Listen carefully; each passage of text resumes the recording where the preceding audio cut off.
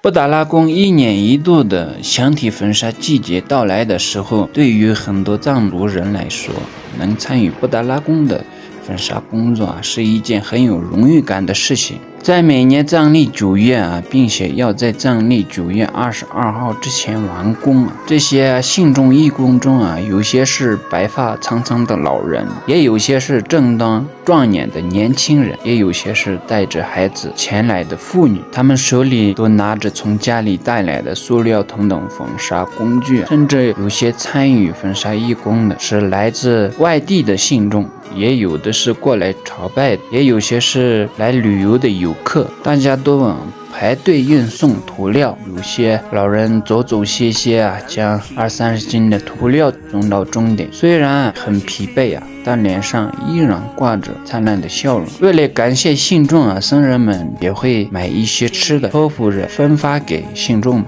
布达拉宫的香体焚烧包括红色、黄色、白色、黑色4个不同的颜色，涂料中还会添加牛奶、白糖、冰糖、蜂蜜、红糖、白灰土等，这样做的目的是为了增强涂料的粘度。据史书记载，在涂料调配的时候还会按比例添加红色和黄色矿物质的原料，同时会添加藏红花，涂料中有很多珍贵的药材。布达拉宫的外面这4种颜色的含义与藏传佛教讲述的4业息息相关。其中红色呢，就是红宫内供奉历代达赖喇嘛的灵塔和设置了各类佛殿，是一处宗教活动的中心它象征着权威，对应的是怀业。布达拉宫的白宫是达赖喇嘛的住席地，也是旧西藏政教合一的社会统治中心，象征着和平和吉祥，对应的是西业。黄色房子是高僧修行密宗的道场，象征着庄严，对应的是增业。黑色广泛使用在布达拉宫的门窗，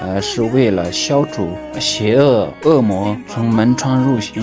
象征正魔，对应的是诸业。布达拉宫的红宫前面的德阳努正面呢是转佛台，在1994年举行了大唐卡的展示，也是那年进入了 World Cultural Heritage 里面。